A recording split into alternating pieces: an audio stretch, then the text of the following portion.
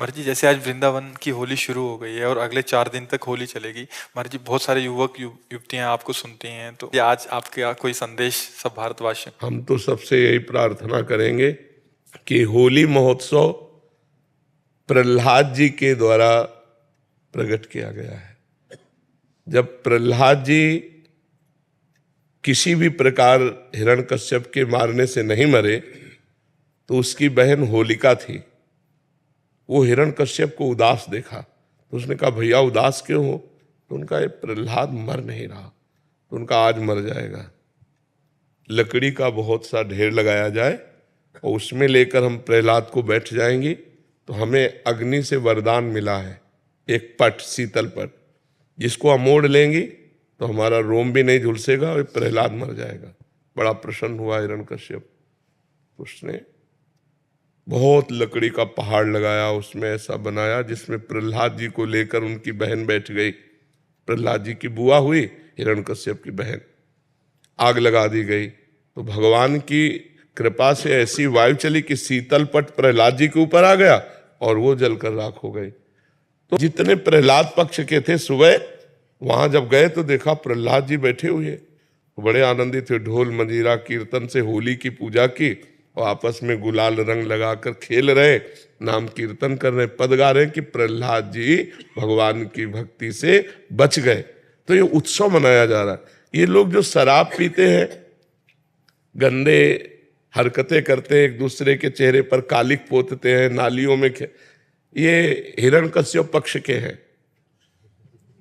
अब वो भी तो उत्सव बनावे, कैसे बनावे? तो वो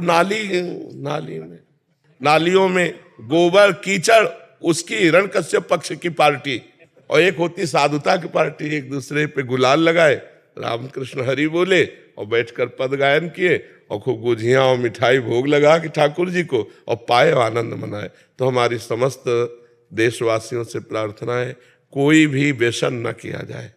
व्यसन उत्सव को खराब कर देता है, जैसे शराब है और भी हुक्का है, ड्रग्स है, कोई भी नशा मत करो।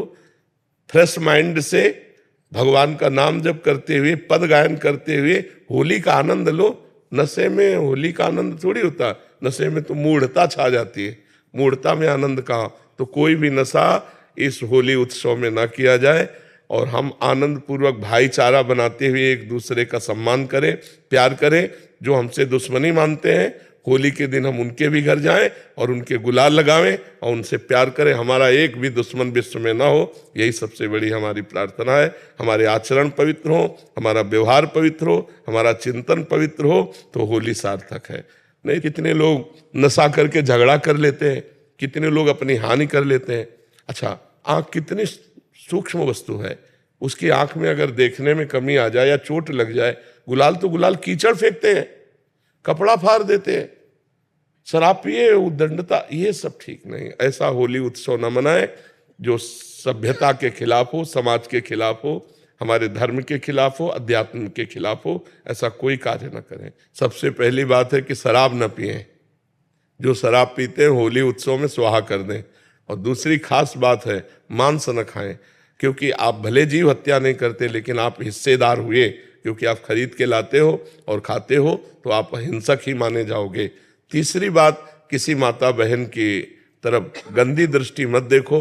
जैसे तुम्हारी बहन ऐसे दूसरे की बहन। तो आप पवित्र ब्रह्मचर्य रहिए और जो अपनी पत्नी है उसी पे अनुराग कीजिए। ये 3 बातें छोड़ने की कोशिश कीजिए: शराब, मानुष, व्यभिचार।